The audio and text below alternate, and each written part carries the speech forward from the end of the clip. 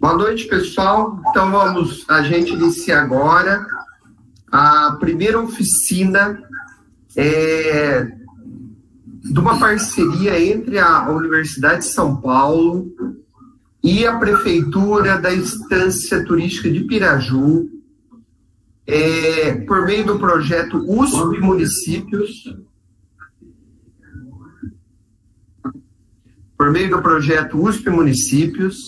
e o nosso projeto ele chama Registro Digital da Memória da Estância Turística de Piraju, projetos comunicacionais no ensino fundamental 1 e 2. E a gente inicia hoje a nossa primeira oficina de capacitação com um dos maiores nomes do Brasil, que é o professor Ismar de Oliveira Soares, professor titular da Universidade de São Paulo,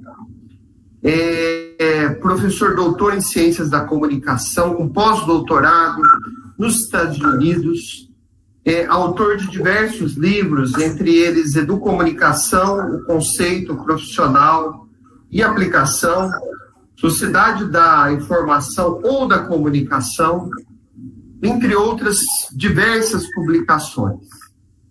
E a gente tem um orgulho porque o professor Ismar é um dos pioneiros do curso de Educomunicação na USP e também dos estudos sobre comunicação no Brasil, já voltado para o aspecto contemporâneo.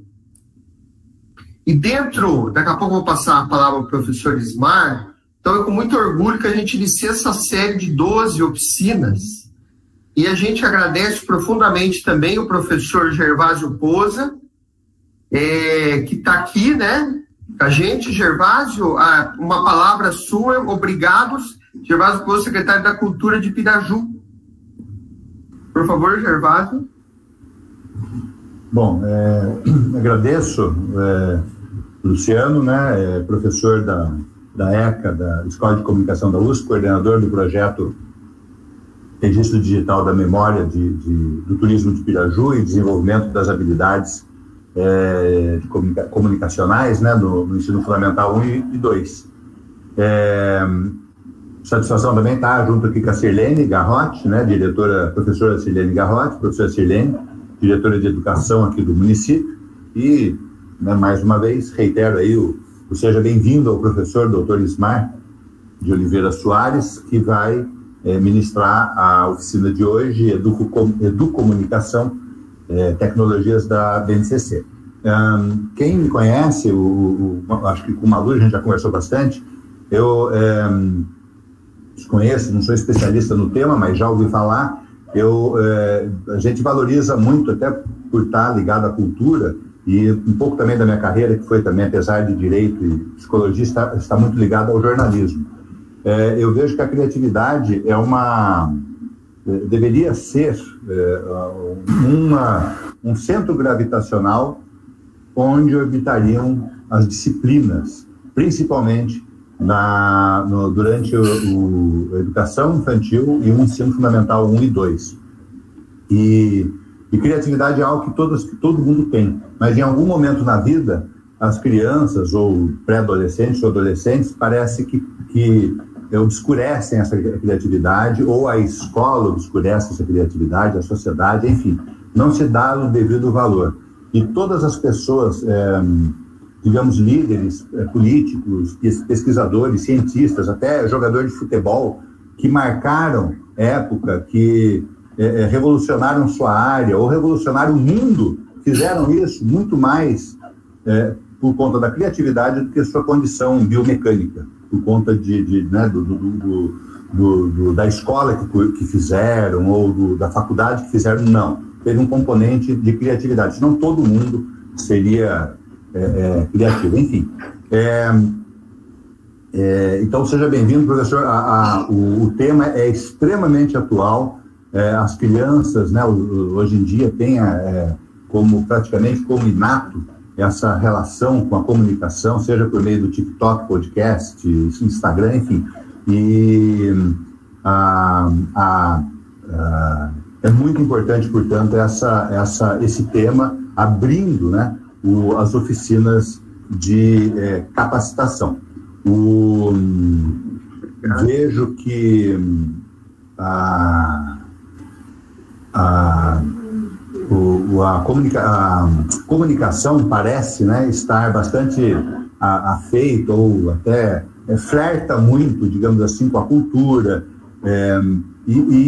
mas namora a cultura, mas deveria se casar com a educação.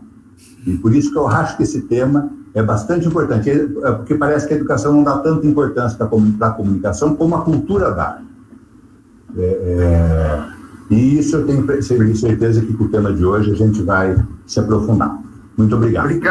Obrigado, Gervásio. Professora Sirlene Garrote, pode abrir o curso para a gente, por favor? Boa noite a todos. Quero agradecer mais uma vez, Luciano, professor Ismar, todos os colaboradores. Eu acho que vocês já colocaram a importância dessas oficinas, e eu quero me dirigir também aos nossos professores, né?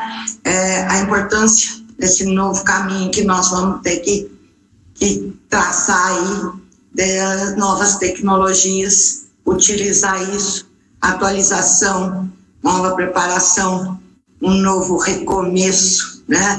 Caminhar. Então, tenho certeza absoluta que essas 12 oficinas será de muita valia para todos.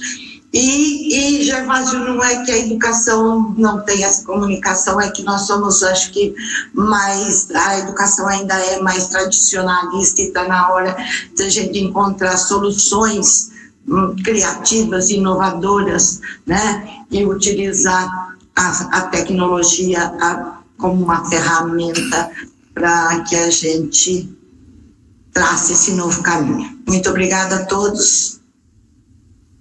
Boa noite, professores. Boa noite a todos vocês.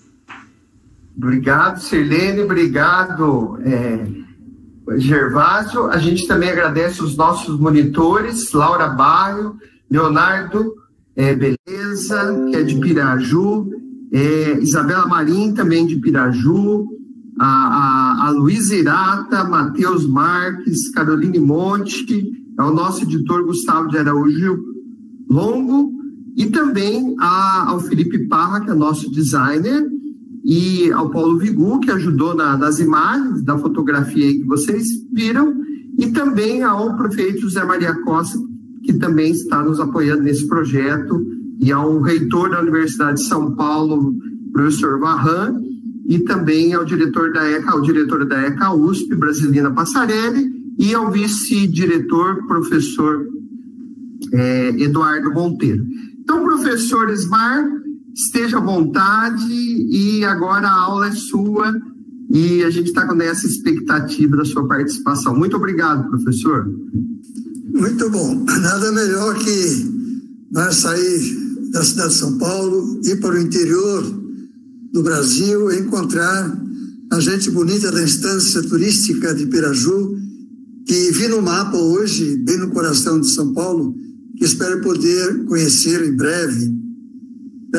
Eu quero saudar o professor Gervásio, o professor Ulisses, a professora Sirlene, que nos acolhem, agradecer ao Luciano pela ponte feita, para que eu pudesse estar presente conversando com vocês esta noite.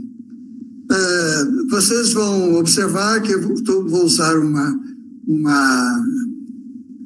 metodologia de trabalho que é muito comum nas palestras, que trabalhar com PowerPoint. O que vai caracterizar a minha apresentação, que eu vou trabalhar muito com fotografias, com ilustrações, e a partir dessas fotos, dessas ilustrações, eu vou conversar com vocês. Eu estou conversando, inicialmente devo dizer isso, a partir de uma história que começa na América Latina lá pelos anos 50, 60, 70, que foi uma busca que pessoas de todo o continente fizeram de articular a relação entre comunicação e educação. Eu estou falando do movimento social, naqueles tempos, tempos de lutas, de lutas contra as ditaduras, ou de busca de desenvolvimento, de articulações.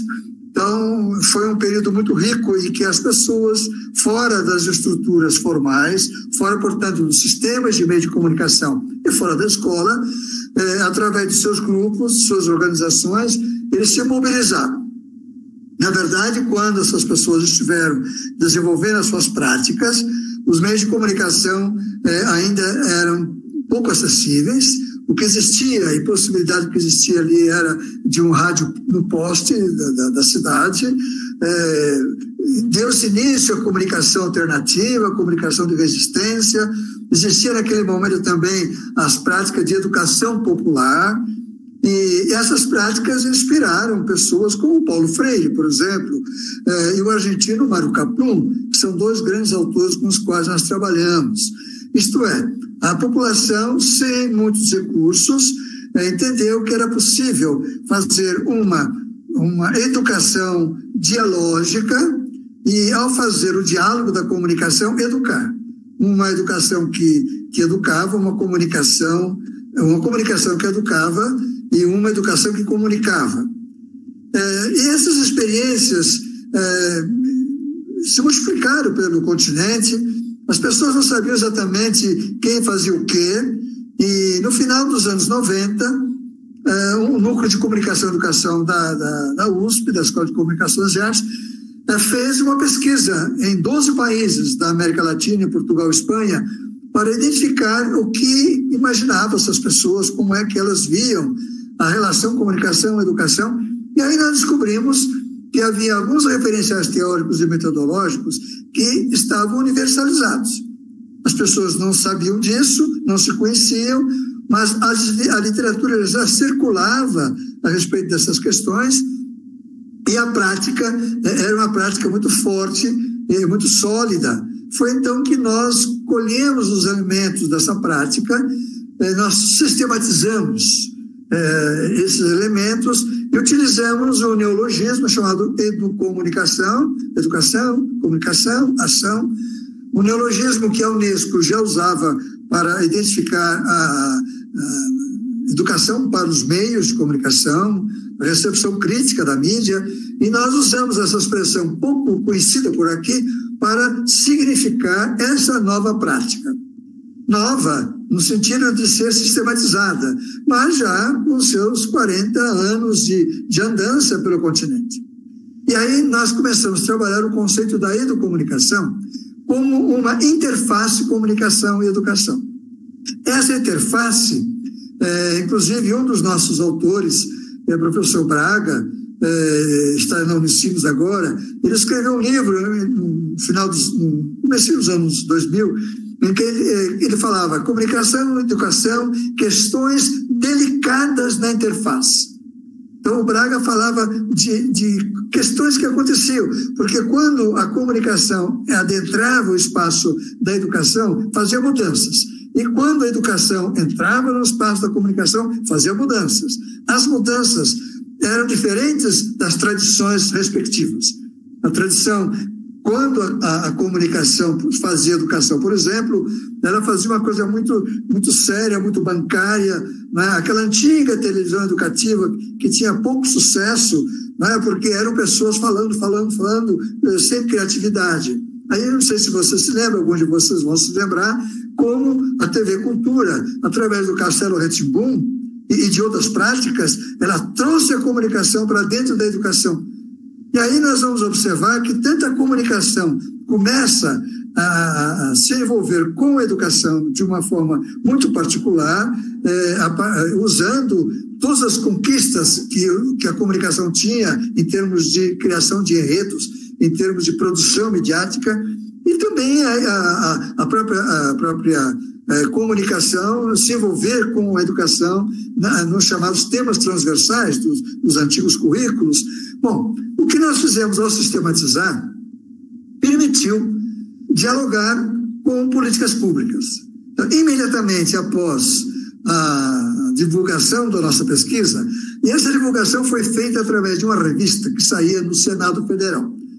Existia lá uma revista chamada Contato, que trabalhava com arte, cultura e educação, e foi, a revista tinha sido lançada, me pediram um artigo, eu não coloquei um artigo de 15 páginas, eu coloquei uma conclusão de 70 páginas.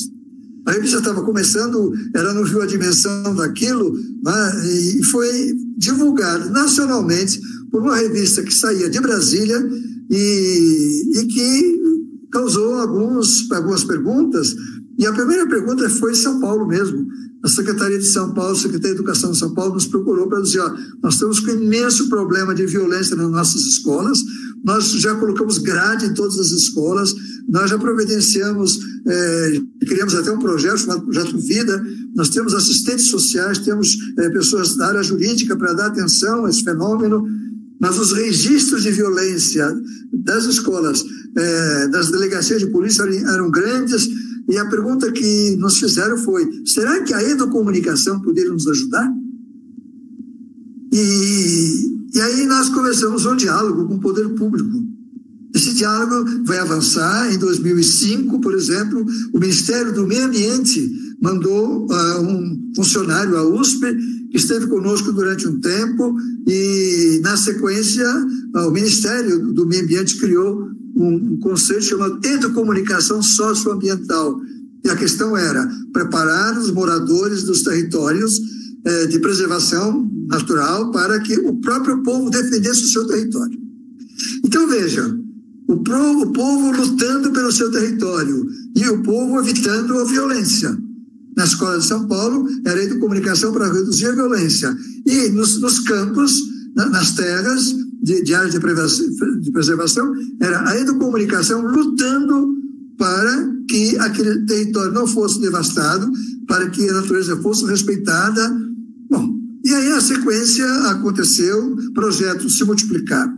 Eu vou conversar um pouquinho com vocês hoje sobre essa relação comunicação e educação, nessa perspectiva latino-americana, que a gente chama de latino-americana porque ela surge em toda a América Latina simultaneamente, e foi naturalmente embasada em teóricos que trabalharam não exatamente o conceito de educomunicação, porque nós chegamos a afirmar algo, nós falamos que essa interface estaria produzindo um campo novo.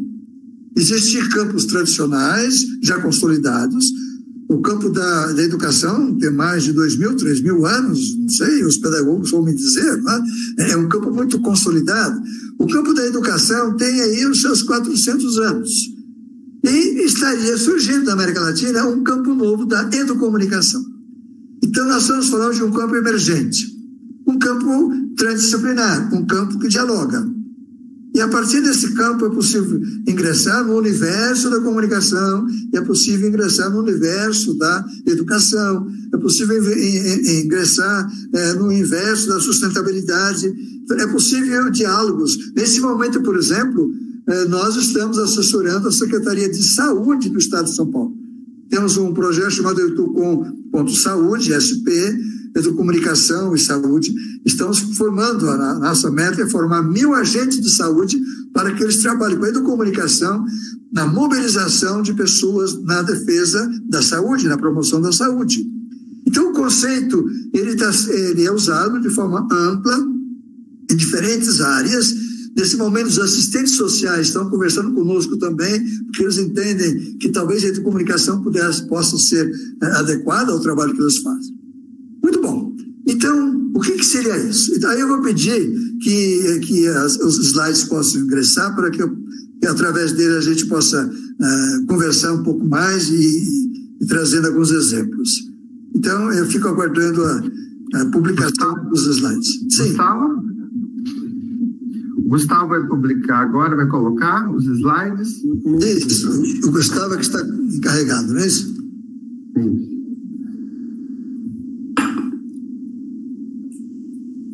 Um minutinho, professor. Pois não. Muito bom. Ok, então acho que estamos todos aí, né? Vamos ver. Como isso aí, é o ensino básico, essa questão, né? Já que o primeiro grupo com o qual nós conversamos foi o grupo da educação formal, ensino fundamental, né? Nós tivemos, a missão que nos deram foi de formar professores de 450 escolas, 455 escolas. E de cara dissemos, não vamos querer formar professores. Ou nos deem professores e alunos juntos e alguns membros da comunidade, ou não vamos trabalhar. Porque a educomunicação trabalha com relações de pessoas. Então, não adianta eu transmitir para o professor transmite para o aluno, e o aluno transmitir para o pai. Nós gostaríamos de ter juntos, trabalhar juntos. E a prefeitura apostou nisto. Né? De 455 escolas, nós começamos com 25, trabalhamos durante 7 semestres. Né? Houve um semestre que nós tínhamos 136 escolas para atender, então nós atendíamos em polos, 5 escolas, inicialmente 25 escolas em 5 polos. E nós, aos sábados, íamos para os polos em grupos e atendíamos e ficávamos lá das 8 da manhã às 5 da tarde, fazendo exercícios, fazendo algumas palestras para professores, dinâmicas para os alunos, e durante 12 sábados nós mergulhávamos a educação na comunicação e a comunicação na educação. Então vamos avançar um pouquinho nessa história, por favor. 3 conceitos básicos: educomunicação, Base Nacional Comum Curricular, tecnologias da informação. Então nós vamos conversar a educomunicação a partir do que a BNCC nos pede e a partir de uma questão fundamental: o que as tecnologias da informação têm a ver com esse assunto. O próximo, por favor. Inicialmente, eu convido vocês a viajar comigo, Rio Tapajós, isso foi em 2014. Vocês estão encontrando aí 3 fotos, jovens, crianças, e no fundo uma torre. Essa torre ela é muito alta e é uma torre de captação dos sinais de satélite. O que eu estava fazendo? Eu estava num barco visitando 19 projetos de educomunicação no Rio Tapajós. O que faziam esses jovens, crianças? Eles discutiam questões relacionadas ao seu trabalho, todas as margens do Rio Tapajós. Então, eles observavam o que acontecia e utilizavam as tecnologias para conversar entre eles e conversar com as demais aldeias, as demais cidadezinhas, os demais grupos de casas, e também com o resto do Brasil que quisesse conversar com eles. Então, não sei se vocês podem imaginar, Suruacá era essa cidade, Rio Tapajós, 2014. Qual foi a minha alegria, nesse período, nesse momento, 14 anos depois da conclusão da pesquisa, encontrar uma ONG chamada Saúde e Alegria, que é uma ONG que cuidava da saúde da população ribeirinha, e os médicos entenderam que a comunicação era essencial para que aquelas crianças discutissem os temas relacionados à saúde, ao meio ambiente, se comunicassem. Uma alegria muito grande. Nós fomos recebidos com muita festa e podemos dialogar com eles. Então, começamos. O primeiro slide que eu mostro para vocês é um slide de uma prática comunicativa fora da escola. Vamos ver o segundo slide, por favor. O segundo também é fora da escola. Essa é um conjunto de fotos relacionadas a um projeto que acontece na fronteira Colômbia e Venezuela. Aí são jovens, vocês estão vendo que existe barco, existe rio, existe a garotada, existe um grupo de equipamentos, as crianças produzindo rádio. O que está acontecendo aí? Famílias da Venezuela estão invadindo a Colômbia. A questão da miséria na Venezuela, mas a Colômbia está em luta também. Existem guerrilhas. E no território de Cuenca, onde esses jovens vêm, para onde esses jovens vão, venezuelanos, se encontrar com jovens da Colômbia, a guerrilha e a milícia estavam cooptando essa garotada para suas fileiras. E aí uma organização de Bogotá resolveu levar a prática educomunicativa para a fronteira Colômbia-Venezuela. E eles, então, associaram-se às rádios comunitárias de toda a calha e começaram a se mobilizar. Dentro da escola e fora da escola, os jovens começaram a fazer um grande batalhão de pessoas envolvendo seus pais, seus parentes, assim por diante, em atividades culturais, em benefício da paz, buscando a paz. O projeto continua. E a eficácia do projeto tem permitido que Comunicarte, que é o nome da organização que está promovendo, tenha conseguido apoio das prefeituras locais, do governo da Colômbia, do governo da Venezuela, do outro lado da fronteira, para que esse projeto avance em benefício da paz da região. Estamos falando aqui, portanto, de uma questão civilizatória. É a comunicação pacífica, a comunicação dialógica, participativa, combatendo a violência nas escolas de São Paulo, 2001 a 2004, e a violência no território da América Latina, na fronteira Colômbia-Venezuela. E violência é o que nós temos hoje. E a comunicação é esse paradigma na interface, que a partir da perspectiva dialógica e do uso desses recursos também, nessa mesma visão dialógica e participativa, para enfrentar e buscar soluções para os problemas que existem. O próximo, por favor.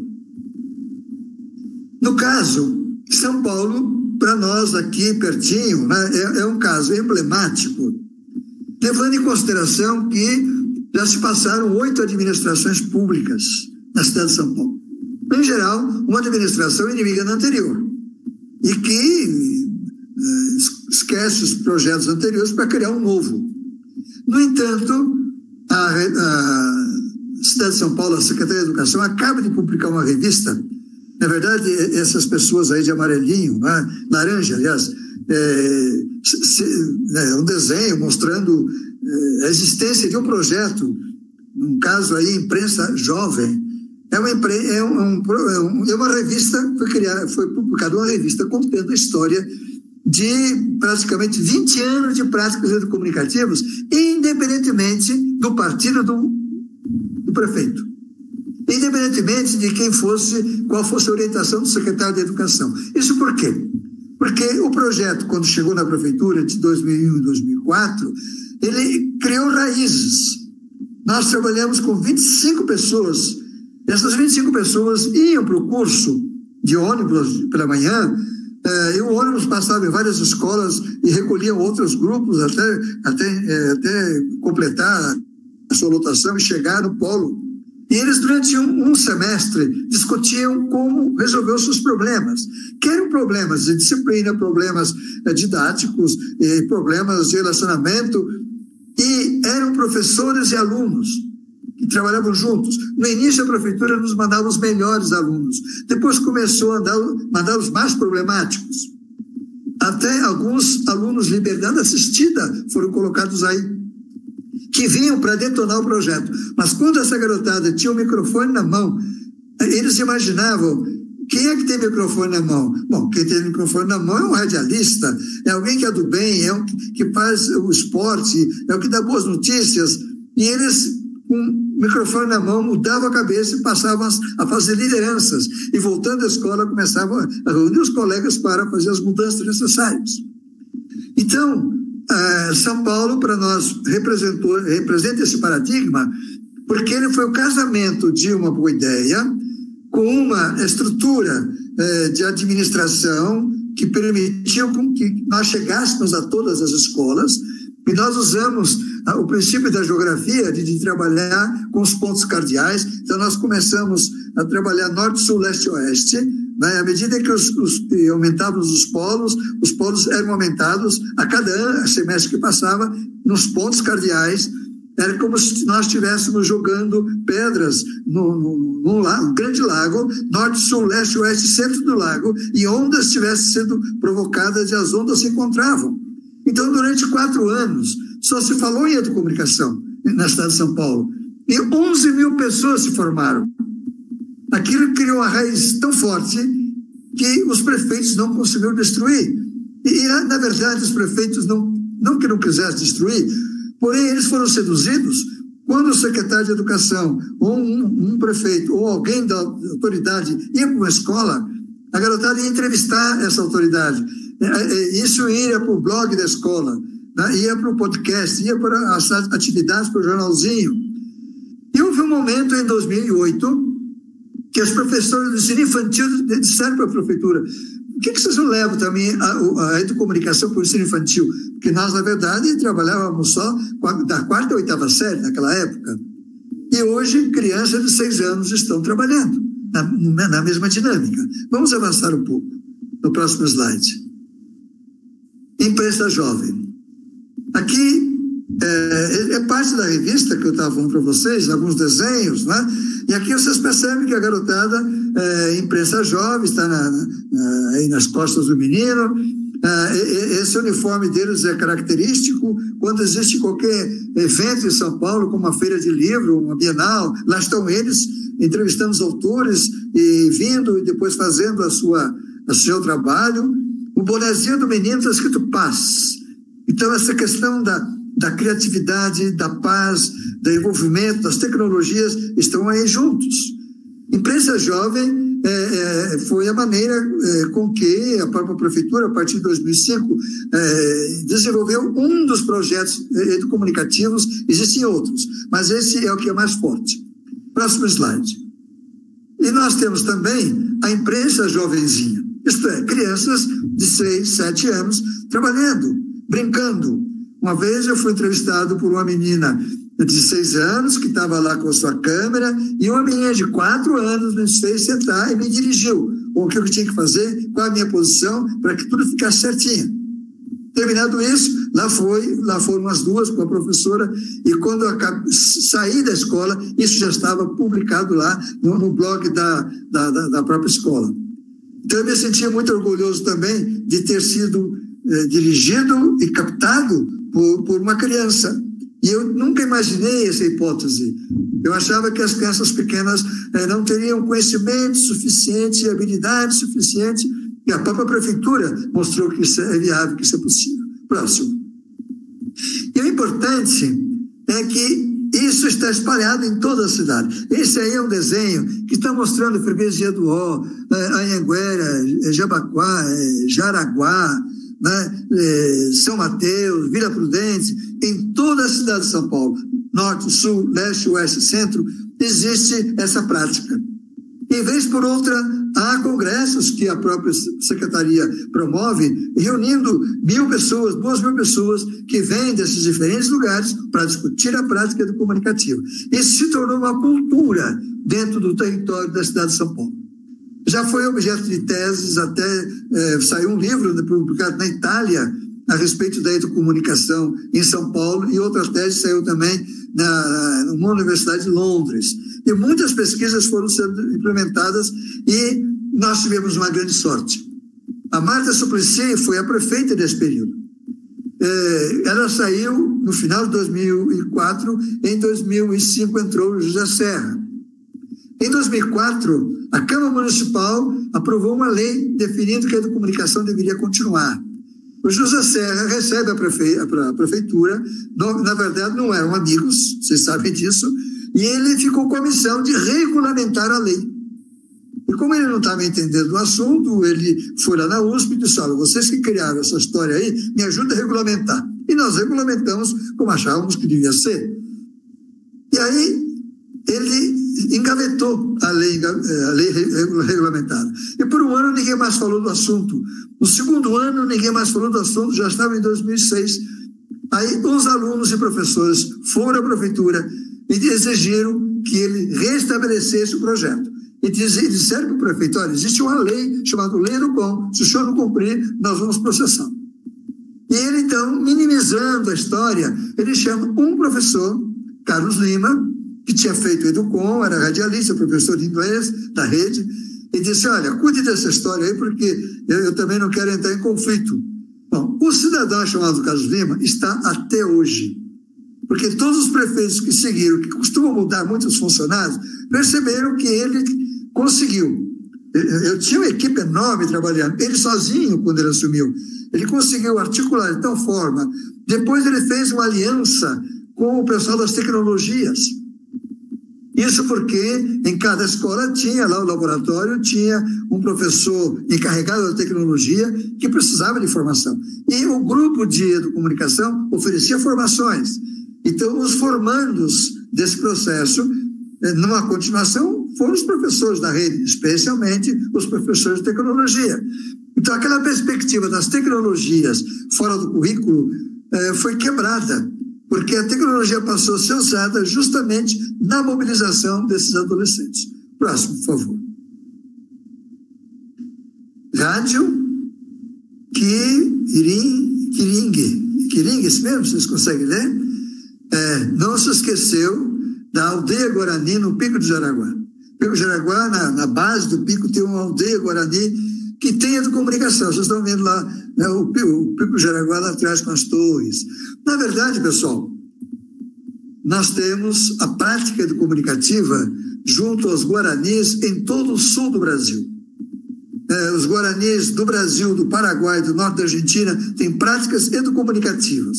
Isso devido ao fato de que, enquanto fizemos o projeto Educom Rádio, na Prefeitura de São Paulo, um dos nossos mediadores era um paraguaio, era um professor que fazia mestrado conosco, descendente de indígenas guaranis, e quando ele terminou o seu mestrado, ele voltou para a região. Hoje ele é professor no Brasil, na UNILA, Universidade do Sul, e ele com outros indígenas, porque depois nós voltamos também ao Mato Grosso, Goiás, Mato Grosso do Sul, ele implementou essa prática.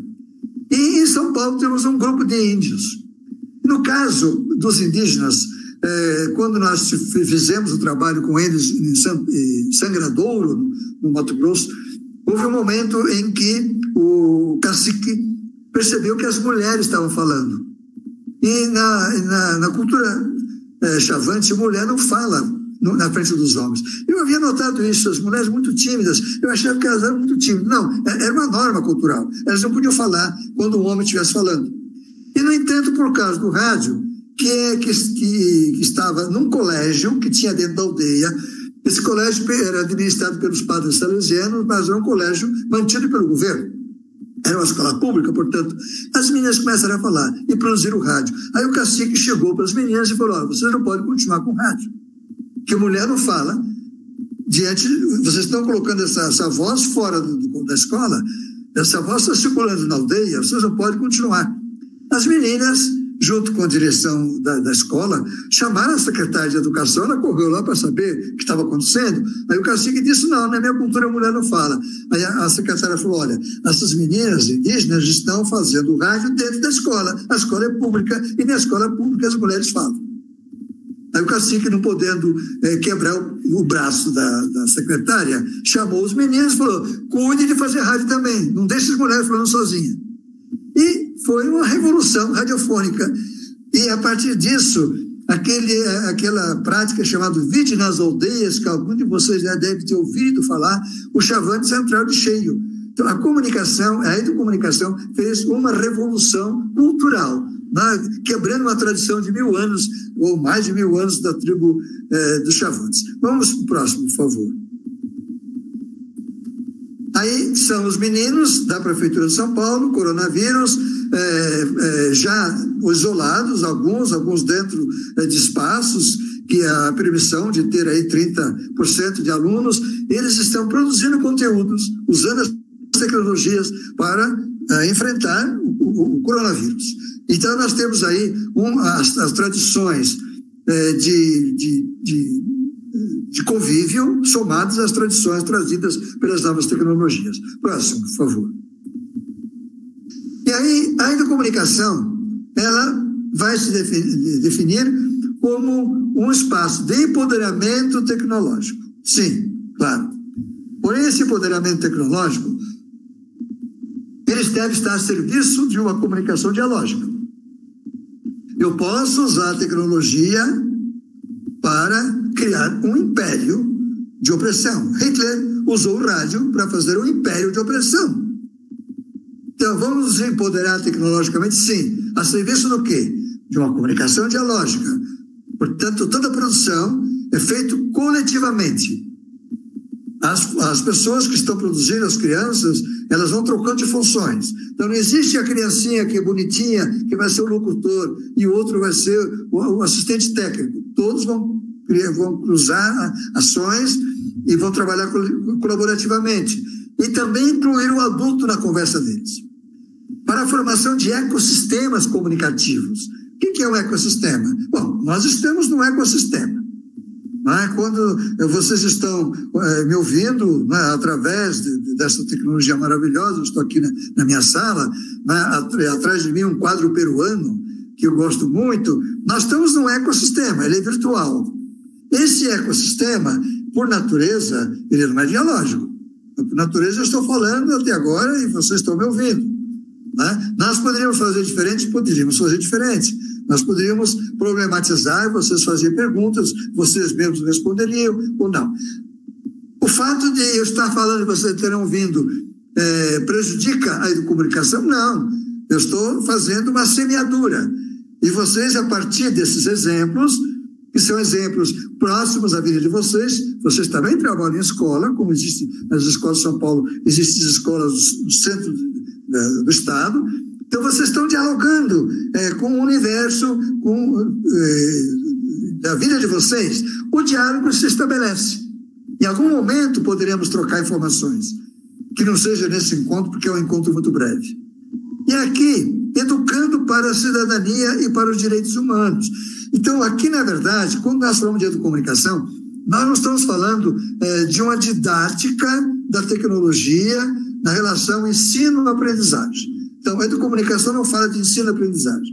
A educomunicação está falando de um ecossistema dialógico para que, nesse diálogo, esse ecossistema em que vivemos, ele seja criativo e aberto e que ele permita a prática da cidadania e permita que os direitos humanos sejam o grande conteúdo do processo. Então, a educomunicação vem batalhar por aquilo que se chama direito à comunicação e todos os demais direitos humanos. E a cidadania, então, é um conceito de convergência para essa possibilidade. Próximo. E o que aconteceu em 2016 a 2018? Conseguimos articular um colégio particular, Dante Alighieri, com uma escola pública, chamado EMF Casablanca, e desenvolver um projeto de educomunicação conjuntamente, escola pública e escola privada. Uma escola pública muito rica e uma escola privada muito rica e uma escola pública muito rica também. Por quê? Nós estávamos associando duas escolas que trabalhavam com tecnologia. E a meta foi as crianças da escola pública, empresa jovem, iriam ensinar para os colegas do Dante Alighieri o que elas sabiam de comunicação, a dialogicidade, a cidadania. E os garotos e meninas do Dante Alighieri iriam também transferir para os colegas o que eles tinham de avanço tecnológico, cultura maker e outros nomes importantes aí da didática. Por favor, avance um pouquinho. E nessa prática, nós encontramos um fato muito importante. O Estado de São Paulo estava discutindo a criação de um diretório de educação e direitos humanos. E pessoas da área da justiça, da área da segurança, de diferentes secretarias, estavam reunidos. O CONDEP, que é um organismo que cuida da questão dos direitos humanos, estava capitaneando. Me convidaram também para participar, a mim e alguns professores da USP. Quando eu cheguei lá, falei: vocês estão discutindo educação e direitos humanos e não tem nenhuma criança aqui? Eles disseram: mas como? Nós estamos aqui fazendo um documento oficial. O que criança vai fazer aqui? Eu falei: deixa comigo. Aí eu levei a proposta para os adolescentes do Dante Alighieri e da escola pública. E eles, então, leram o que os adultos estavam fazendo, fizeram workshop entre eles e elegeram 5 temas que eles queriam que fosse incluído no documento sobre educação e direitos humanos do Estado de São Paulo. Próximo, por favor. Isso foi feito em várias reuniões. Aqui nós temos num palco em que as crianças das duas escolas estavam ali em alguma atividade, né? Direitos humanos era assunto que vocês estão vendo as palavras. Então eles passaram mais ou menos um semestre discutindo direitos humanos para poder dar uma resposta ao poder público sobre o que eles queriam que fosse ensinado ou desenvolvido, ou praticado nas escolas sobre esse tema. Próximo. E aí, nós tivemos também, nesse momento de discussão, uma visita importante para nós. Vocês estão vendo aqui uma foto em que eu estou sentado num canto, há um grupo de crianças e há um cidadão no meio. Esse cidadão no meio aparece na foto anterior. Ele é o coordenador da Unesco para a área da alfabetização midiática e informacional. Ela é da Jamaica, está em Paris agora e coordena um braço da prática da Unesco chamado Media and Information Literacy. E nós convidamos o Alton Grizzly, que é esse cidadão, para se encontrar com esses jovens. E ele foi conosco em Brasília. A foto de baixo é um painel de uma das salas de Brasília.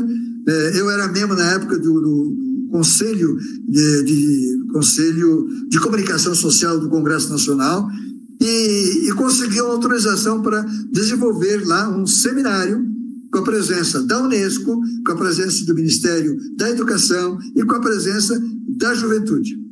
E essas duas meninas falaram para os senadores, falaram para os membros da comissão, falaram para o representante da Unesco. Quando tudo terminou, as pessoas começaram a fazer perguntas, ninguém perguntou nada para a Unesco, ninguém perguntou nada para o Ministério da Educação. Todas as perguntas foram para as duas adolescentes de 13 anos. Elas dominaram, veja como é a pose delas, né? Elas dominaram o cenário, porque elas sabiam de tudo sobre comunicação, da importância da comunicação na vida delas, e como era interessante essa troca que elas faziam entre escola pública e escola privada, porque elas tinham o mesmo objetivo, que era o combate à violência, a promoção da cidadania e a criação da dialogicidade da nossa cultura. Próximo. E aí teses foram feitas, né? Nós temos aí a comunicação hoje no banco de tese da CAPES, 385 pesquisas foram feitas em 105 centros de pós-graduação do país. Isso significa que a comunicação está em todo o Brasil, não está só em São Paulo. 105 centros de pós-graduação representa centro do país inteiro. E tivemos uma tese, que essa é uma foto dessa tese, que discutiu as políticas de educação midiática no Rio de Janeiro e em São Paulo, confrontando experiências e práticas. Esse material vai ser lançado em livro daqui a um ano, mais ou menos. Mas isso para dizer que todos esses esforços que foram feitos redundou em pesquisa, e as pesquisas sempre melhoraram as práticas. Então, nós estamos num processo permanente de pesquisa, socializa a pesquisa, faz experiências, novas pesquisas vão acontecendo e vamos melhorando os nossos referenciais. Próximo. A BNCC, a Base Nacional Comum Curricular. Muitas pessoas a favor da base, muitas pessoas contra a base. Essa literatura é conhecida, contra a base, muitos disseram que ela foi promovida muito mais pelas grandes corporações que estão no meio do mundo educacional, vendendo produtos. Ela circulou muito nas universidades, 130 universidades colaboraram. Ela não ouviu os professores do ensino básico, por exemplo. Existem muitas críticas, no sentido de que a BNCC estaria favorecendo a criação de um currículo único. Isso permitiria a produção de um material didático em série por parte dessas organizações que venderiam todos esses materiais para as prefeituras e nós estaríamos, na verdade, entregando a educação às corporações. Outros disseram, olha, a BNCC, na verdade, ela, se teve essa origem, ela tentou resgatar o seu pecado no sentido de abrir muitas informações e orientações para uma educação integral. A Educomunicação olha tudo isso. Ela está preocupada muito com as denúncias e está preocupada também com o fato, se efetivamente ela foi implantada, é preciso conviver com ela e fazer da melhor forma possível. Com a pandemia, todo o processo de implantação da BNCC, que já deveria estar plenamente em funcionamento, foi quebrado, naturalmente, né? A educação presencial foi quebrada e que pé estamos exatamente, não sei, né? Mas, de qualquer forma, lendo a BNCC, nós tivemos 3 textos. Eu escrevi um artigo para cada texto, mostrando como a educomunicação poderia dialogar. No caso aqui, eu estou apontando para que o conceito de educação integral que a BNCC traz requer competências para lidar com a informação, atuar com discernimento na cultura digital e conviver com as diferenças e as diversidades. Isso está presente, né, e isso é um programa. Né, ele passa a ser uma exigência para que as escolas do ensino básico se preocupem com lidar com a informação, de trabalhar com a cultura digital, com discernimento, portanto, conhecer essa cultura e conviver com as diferenças e as diversidades. Isso tudo exigiria, naturalmente, que o currículo de cada escola fosse diferente uma das outras, porque as diversidades estão presentes. Mas, de toda forma, esses são conceitos universais que orientariam todo esse processo. O próximo slide. Das 10 competências gerais da BNCC, 4 são expressamente competências educomunicativas. A quarta, utilizar diferentes linguagens para expressar-se e partilhar informações. Compreender, utilizar, criar tecnologia de comunicação. Argumentar com base em fatos, dados e informações confiáveis para formular, negociar e defender ideias. E exercitar a empatia, o diálogo para a resolução de conflitos e a cooperação. Naturalmente que não vou me deter em cada um desses elementos aqui, porque o tempo está correndo, né? Mas eu diria para vocês um dado importante. O número 7 aponta para uma questão muito grave que está acontecendo hoje, chamada fake news. A cultura da fake news. E aqui, argumentar com base em fatos, dados, informações confiáveis, para formular, negociar e defender ideias. A gente vai voltar a esse assunto daqui a pouquinho, mas na base de tudo está o número 9. Exercitar a empatia, o diálogo, na resolução de conflitos e a cooperação. Diante disso, e da complexidade desses elementos que estão colocados, nós diremos que a educomunicação passa a ser uma exigência para que essas competências se desenvolvam. Vamos avançar mais um pouquinho. O próximo, por favor. Ai, meu Deus do céu. Uma mentira repetida muitas vezes vira verdade. É o que nós dizemos, né? Você repete uma mentira, repete, ela vira uma verdade. Alguém foi lá, riscou verdade e colocou jornalismo. Para dizer o seguinte, jornalismo não é confiável, porque o jornalismo é um monte de mentira. Essa senhorita que está fazendo esse desenho e tal, né? Eu não sei se ela está pintando ou está apagando. Não sei se está pintando ou está apagando. Mas isso aqui eu peguei de uma foto que circulou nas minhas redes, as pessoas mandando. Né? E o grupo que mandou isso para mim, eu me retirei do grupo, porque eu fiquei tão furioso, né, com essa foto, porque ela está apontando para uma questão que é a seguinte: a sociedade hoje está desconsiderando a função mediadora. É o ponto 2 que está aqui na parte escrita do slide, né? Aqui vocês vão ver que o primeiro grande desafio é enfrentar a nova sociedade midiática. A nova sociedade midiática é essa sociedade das redes, né? Que valoriza o discurso opinativo sobre o informativo. Valoriza o espetáculo, e o espetáculo do ódio é melhor, que está mais sangue, sobre a notícia, que desconsidera a função dos mediadores clássicos. Cientistas, acabar com cientistas de consciência, os jornalistas, os professores, os médicos, as pessoas que ao longo de toda a modernidade vieram ocupando um espaço na sociedade que tinha a sua legitimidade e que tinham funções. Que os jornalistas tenham mentido no passado, claro, isso aconteceu.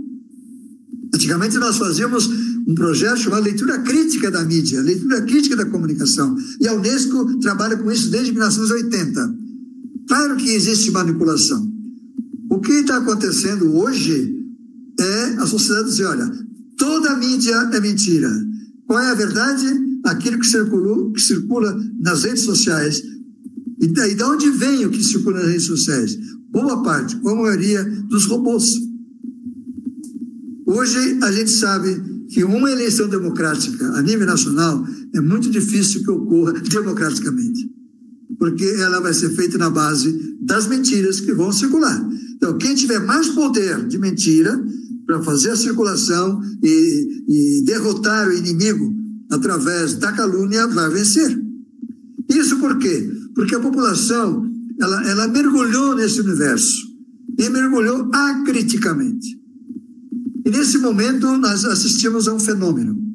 Esse fenômeno acontece que é o seguinte: os jornalistas estão debatendo muito sobre a questão ética deles. Eles descobriram que precisam reencontrar a confiança da população.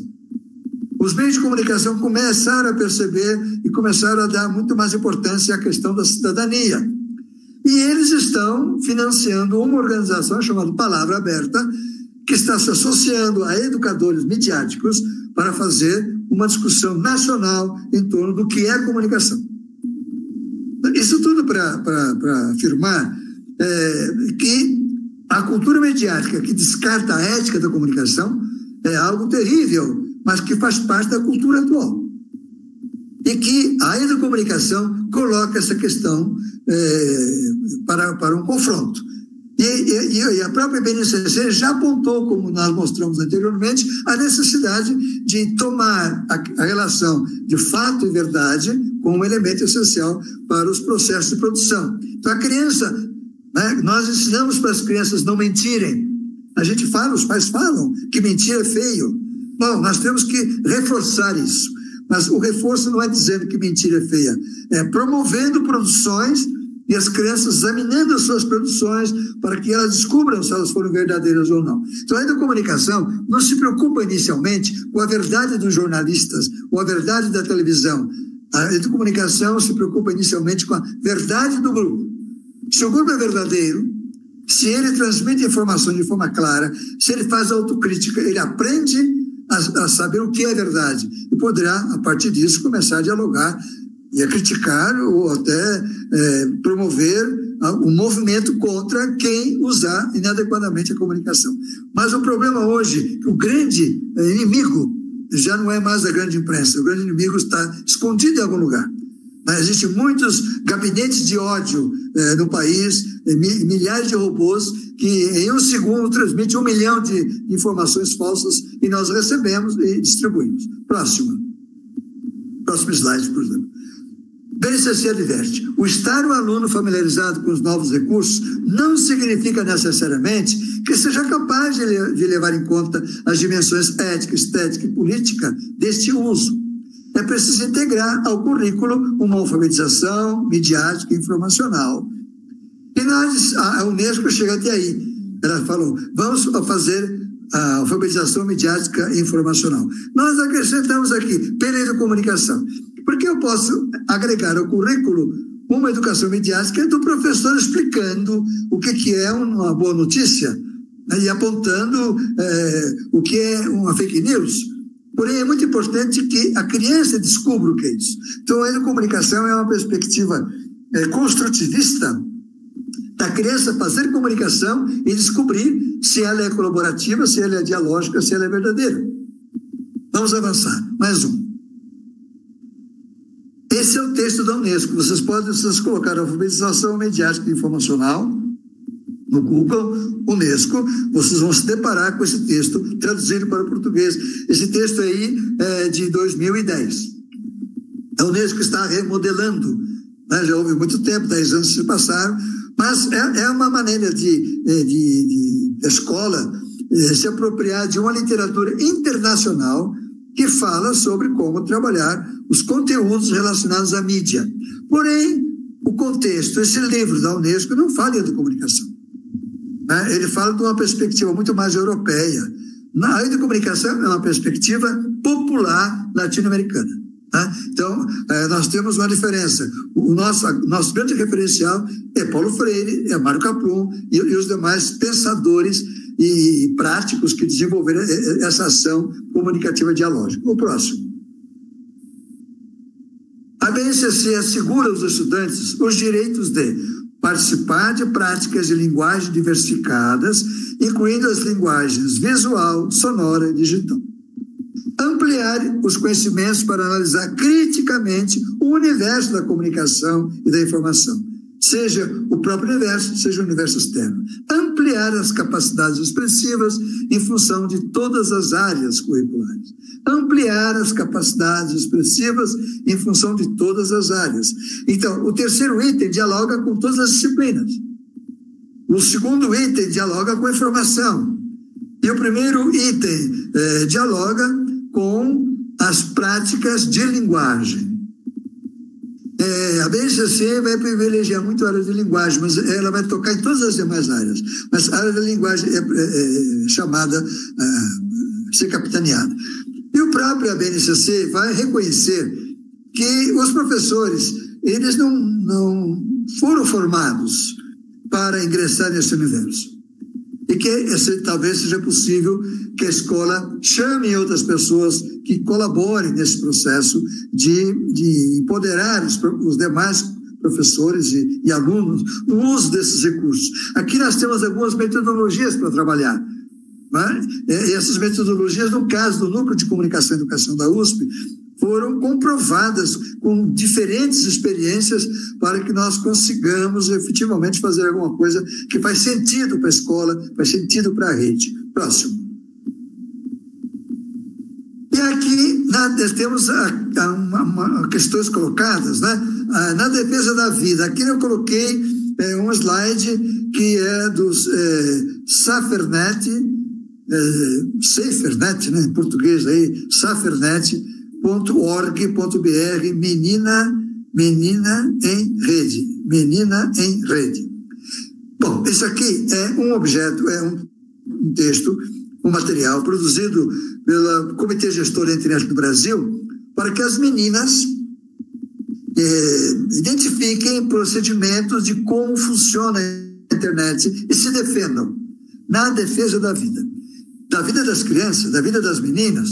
Bom, na verdade eu coloquei um exemplo. Existem muitos materiais circulando na internet de instituições adequadas, a própria Unesco, como eu já mostrei, agora estou mostrando um outro material, que ajuda a escola a ingressar nesse universo de uma forma mais adequada. Caso vocês necessitem posteriormente, a gente pode colaborar dando informações mais precisas. Mas aqui é para dizer, há materiais que podem ser levados para a sala de aula. Próximo slide, por favor. E aqui, na promoção da vida também. E nós colocamos aqui os objetos do desenvolvimento sustentável, as chamadas ODS. Vocês já ouviram falar muito das ODS da Unesco. E a Unesco hoje está privilegiando a prática educomunicativa para trabalhar as ODS. Na verdade, aqui nós temos uma sequência de grandes metas, 17 metas, que a Unesco colocou para que o mundo, ao longo dessas décadas, faça mudanças. As mudanças são ao redor do meio ambiente, ao redor da vida, da saúde das pessoas, do trabalho. E como nós tínhamos antigamente os temas transversais, agora nós temos 17 temas transversais ao ensino que a Unesco nos oferece. E a educomunicação é chamada, porque as crianças vão trabalhar cada um desses temas a partir dessa perspectiva construtivista e de produção. Produzo, distribuo, discuto, produzo, distribuo, discuto. Vamos para o próximo, já estou terminando. Aulão de Educomunicação. Olha o título que deram. O que é isso?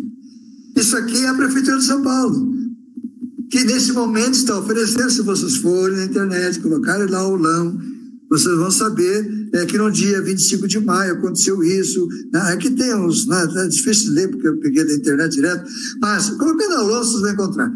São oficinas que a Prefeitura está oferecendo aos seus professores, aos alunos e a quem quiser.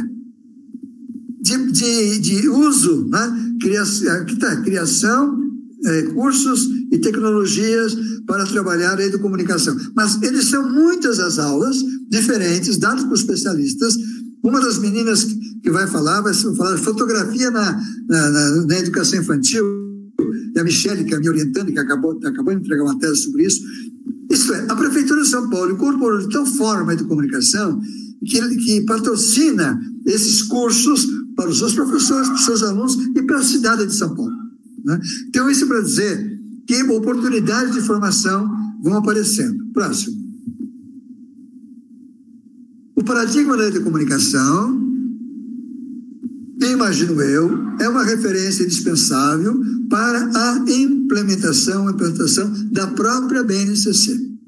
Porque a BNCC veio trazendo algumas ideias revolucionárias, porém, ela não fala em preparação dos professores, formação de professores, por exemplo, não fala.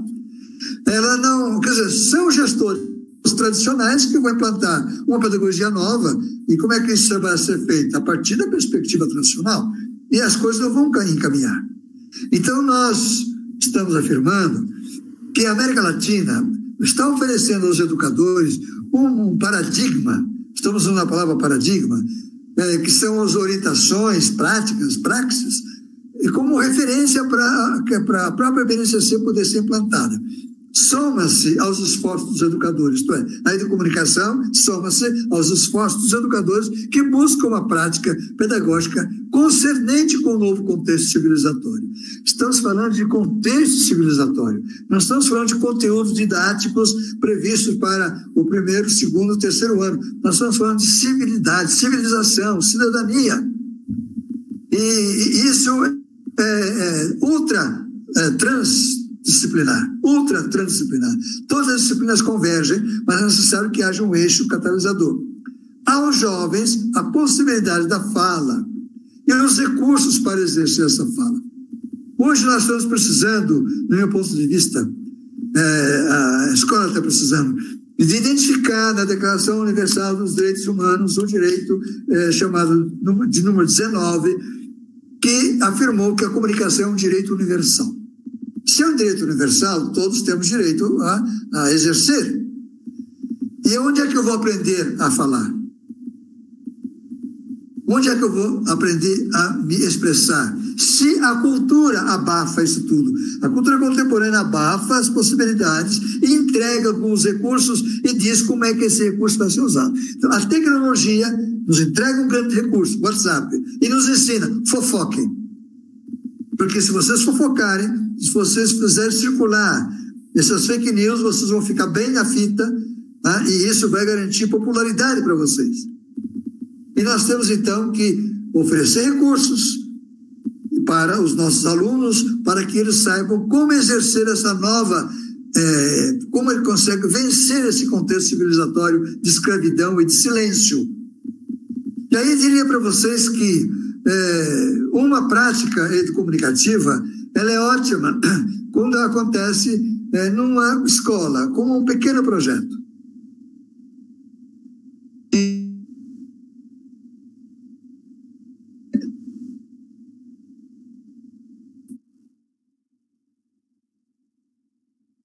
Projetos, nós podemos ir avançando. Porém, se cada escola tiver um pequeno projeto, e esses projetos estiverem dialogando entre si, no ano seguinte, haverá uma multiplicação desses pequenos projetos. E um dia, essa prática vai se tornar política pública naquele ambiente, com ou sem lei EDUCOM.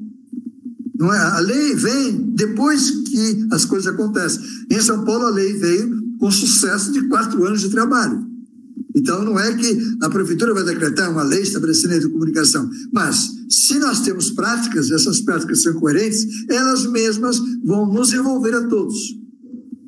E existem muitas possibilidades. Uma delas, por exemplo, é a associação do município com os gestores, ou dos professores do município, com os gestores da saúde, para mobilizar a população em torno do que seja necessário em defesa da saúde. Pessoal, eu fico por aqui, eu extrapolei 10 minutos aqui, mas como eu comecei também 7h10, eu cumpri a minha tarefa.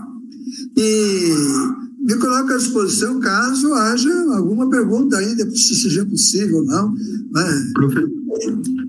Obrigado, professor Ismar, foi excelente. E a gente tem a nossa bolsista, né, e repórter Isabela Marim. A professora Mari Ferreira fez uma pergunta, a Isabela vai trazer as perguntas dos professores para o senhor. Isabela, por favor. Olá, professor, consegue me ouvir? Ouvir sim, estou te ouvindo. Ok, perfeito. Estou te vendo também. Então, a Mari Ferreira, ela fez uma pergunta. Como incentivar projetos como este numa situação de pandemia? Esses projetos que o senhor apresentou. Bom, quando nós começamos a fazer a comunicação, nós vivíamos juntos, né? E dávamos risada juntos e era muito mais fácil esse entorno. No caso da pandemia e no caso da distância, claro que se complexifica tudo, porque a comunicação ela necessita que as pessoas se olhem no olho, né? E construam juntos. Bom, então isso vai ficar para quando a pandemia acabar. No entanto, agora já é possível, no sentido de que os professores mesmos e os grupos que dão assessoria para a área educacional identificam elementos que estão circulando na internet que são inadequados, né? E se a escola tem sua rede, né, a sua própria rede para circular informações, nessas redes é possível ir semeando, fazendo semeaduras, né? Semeaduras para chamar a atenção sobre pontos positivos, né? O que está acontecendo no Brasil que é positivo e que nós precisamos de exemplos de gente que está fazendo coisas boas e que nós podemos disseminar. Então, hoje é o momento da disseminação via recursos da própria rede. Aí eu diria para você o seguinte, uma pesquisa feita por várias fundações, né? Eles apontaram o seguinte, que nós temos no Brasil, na verdade, 85% das crianças dizem que têm acesso à internet. Esse acesso, às vezes, é no celular da mãe, é um celular só para a casa inteira, mas sabe que existe e sabe que não funciona. E sabe que funciona especialmente para o tal do WhatsApp. As crianças aprenderam com os pais fazem isso. Inclusive, as escolas do Brasil que se envolveram com alguma ação pedagógica, somente algumas escolas particulares e pouquíssimas escolas públicas usaram plataformas digitais para contactar os alunos. A maioria dos professores usaram o WhatsApp. E, na verdade, o uso do WhatsApp pelas crianças no Brasil, com alguma finalidade que vai além da troca de informações rápidas, não atinge mais do que 50% das crianças. Então, nós teríamos aí dos 80%, 85% que têm acesso à internet e acesso ao WhatsApp, não mais do que 50% dessas crianças usam o WhatsApp para alguma coisa a mais do que as simples trocas de mensagens, e dentro do espírito da época. Então, nós temos hoje uma questão fundamental para a escola, que é saber que o WhatsApp é um instrumento importante. Ele está presente em todas as famílias. Saber que o WhatsApp é dominado pelas grandes redes de mentiras. E saber, então, que poderia existir, naquela comunidade X, algum espaço, levantar essa hipótese de algum espaço, em que haja uma rede do bem, vamos chamar assim, né? Uma rede do bem. Isto é, os professores estão fazendo levantamentos, né? Os professores, colaboradores, identificando fatos que possam circular, apresentando coisas boas que estão acontecendo no Brasil. Né? Muitas canais de televisão têm assuntos interessantes que são desconhecidos. As pessoas nem sabem que existem, né? Existem revistas que publicam coisas também. Eu acho que existe nesse momento, respondendo diretamente a pergunta, né? É um momento em que nós temos que fazer uma semeadura no ar, né? Imitando aí o vírus que vai pelo ar, pega pelo ar, e nós, então, reavaliarmos o papel do WhatsApp, que está presente, é usado por todo mundo, e certamente, no caso de vocês, usado até mais intensamente, né? Porque a pesquisa universal pegou regiões muito longínquas, né? E quem sabe, no caso de vocês, esse uso seja um pouco mais civilizado, né? E começar a fazer alguma coisa a partir das escolas, no sentido de circular notícias mais interessantes, né? Mostrando que a escola está preocupada.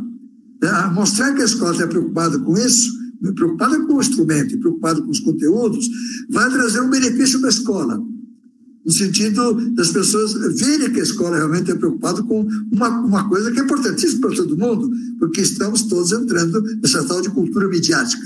Todos somos jornalistas e comunicadores, né? E se vocês já conhecem, contactam, os professores conhecem, contactam, alunos que têm alguma coisa a dizer que possa ser socializada, vai ser muito importante, porque se as famílias começarem a ver que alunos que têm relação com a escola, né, a escola tem atividades, alguma atividade está sendo feita, não sabemos exatamente quais são, mas a voz da criança já poderia estar começando a ser semeada também, né? Isso tudo tem que ser criado, né? Não existe pronto. Professor Ismar, temos mais uma pergunta, Isabela? Sim, tem mais algumas, na verdade, né? A Mari Ferreira, ela também fez outra, que caminhos podemos traçar para que todos os alunos ou instituições tenham a oportunidade do acesso à diversidade tecnológica da atualidade? E temos mais uma que é ligada à alfabetização midiática, agora na educação. Olha, deixa eu comentar isso aqui, porque esse aqui tem um fator técnico, né? Um fator técnico que é o ingresso das tecnologias nas escolas, né? Eu não conheço a realidade de vocês, qual é, né? Em São Paulo, o que está acontecendo nesse momento, com bastante atraso, resolveram a prefeitura resolveu entregar um laptop para cada professor. Isso para facilitar a vida do professor também. Porque às vezes o professor em casa, o seu filho tinha que usar o computador e ele também tinha que usar para dar as aulas, né? Então, no caso aí, a prefeitura disse, vamos dar um computador. A reclamação é que a decisão foi muito tardia, já se passou um ano, agora é que vão começar a distribuir isso aí.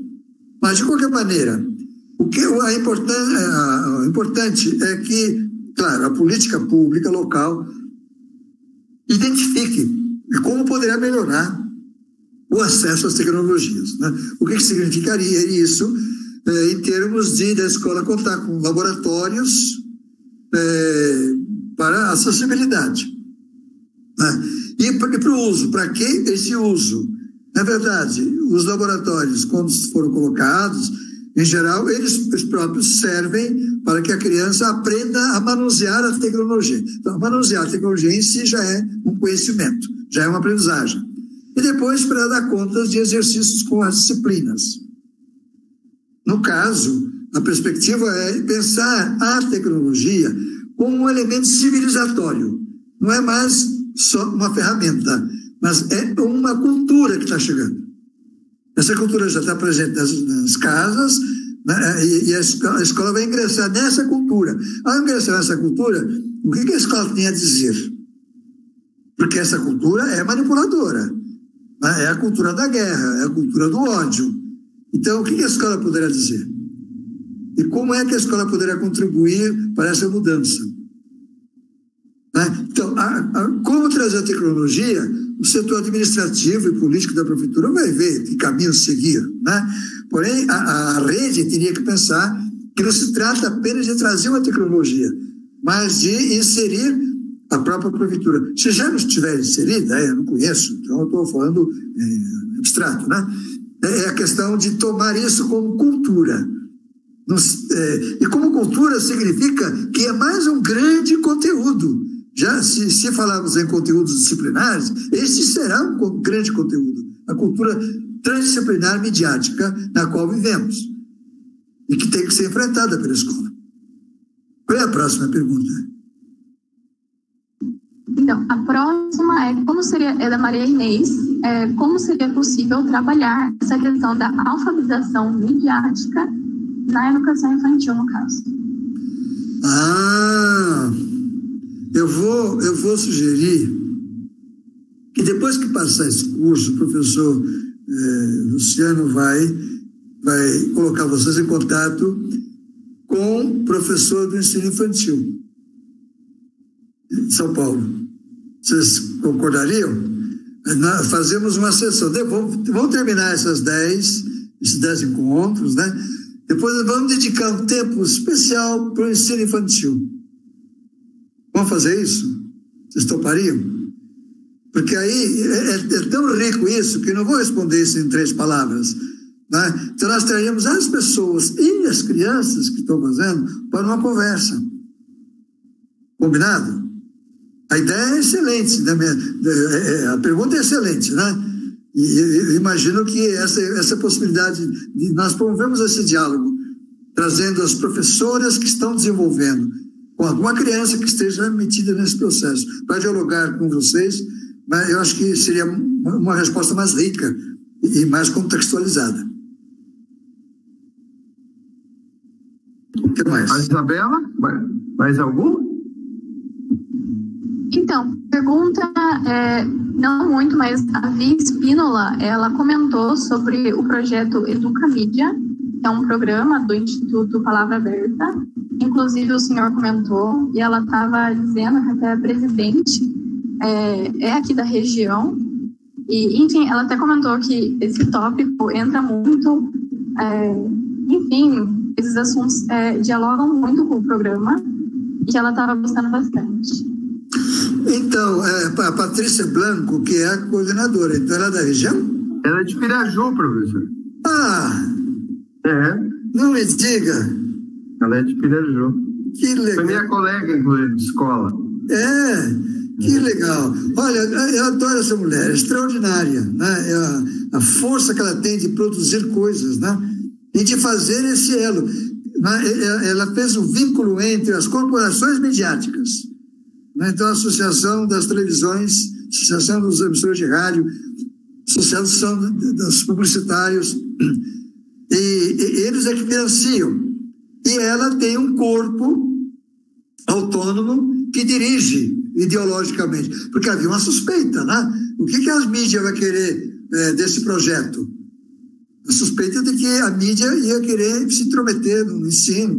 Então, a Patrícia, ela tem um conselho formado por educadores, né? Eu participo desse conselho, e nós somos muito rígidos em trazer a ciência, na questão da tal da ciência, dirigindo os processos, né? Então, são especialistas, pesquisadores da área que desenvolvem os trabalhos, os projetos, e tem o Educamídia, que é um dos cursos, mas tem outros cursos que desenvolve com muita eficiência. Parabéns pela filha que vocês têm aí, né, na Terra. Que bom. Muito obrigado, professor. Obrigado, Isabela. A gente agradece profundamente a presença de todos e de todas. Antes da palavra final do professor Ismar, professora Sirlene, gostaria de encerrar, por favor? Agradecer mais uma vez. Realmente eu ficaria aqui, acho que mais umas 3 horas ouvindo. Muito boa a comunicação, perfeita. Um tema maravilhoso e realmente eu acreditava que seria muito bom. Não imaginei que fosse tanto. E seu Luciano, né, professor Luciano, o senhor já tem um compromisso aí, né? Que o professor Ismar já colocou, então tem mais esse compromisso com a gente. Mais uma vez, muito obrigada. Agradeço a todos imensamente. Tá bom. Professor Gervásio, por favor. Bom, parabéns, professor Dr. Ismar, parabéns, Luciano, parabéns, Sirlene, parabéns à equipe, né, da USP, às alunas e aos professores, né? Estamos todos aqui, o professor Ismar em especial. O grande motivo são os professores de Piraju. Parabéns a todos. Muito obrigado foi uma satisfação e estar nesse evento. Obrigado, pessoal. 2 informações. A nossa próxima oficina, né? no dia 16, Arte Digital, a Concrase, Experimentação Poética, para a Experimentação Poética, com o professor Dr. Wilton Garcia da FATEC, no dia 16, às 19 horas, é uma oficina, né? E a gente também gostaria de informar que o textinho que estava embaixo chama Jornalismo no Interior de São Paulo, é um curso que a gente vai dar sobre jornalismo no interior de São Paulo, que eu também vou depois passar o link para vocês. Todos gratuitos, tá? A gente agradece o nosso editor e apresentador Gustavo de Araújo Longo, aos monitores Isabela Marim, Carolina Monte, Laura Barrio, Luiz Irato, Leonardo Beleza e Matheus Mistal, tá? E também ao nosso diretor da CJE TV e nosso web designer Ulisses Rodrigues de Paula. E, professor Ismar, muito obrigado. A palavra final é do senhor. Olha, foi uma satisfação muito grande poder dialogar com vocês. E pena que não foi um diálogo muito compartilhado, né? Porque as circunstâncias não permitiram. Porém, a simpatia com que vocês me acolheram, a possibilidade de estar transferindo essas experiências e a esperança de que a gente vai se abraçar, né? Então, eu imagino que assim que terminar essa brincadeirinha que o destino nos deu, eu possa ir encontrar com vocês e ver as maravilhas que vocês estarão fazendo, tá? Então, um grande abraço a cada um. Obrigado, professor. A gente vai, claro, que o convite também logo eu trago para conhecer aqui em Piraju, né? Será muito bem recebido. A gente almoça na casa da Sirlene, janta na casa do Zervado, tá? Então, temos com o maior prazer. Então, obrigado, pessoal. Uma boa noite a todos e a todas. Muito obrigado. Até o próximo encontro.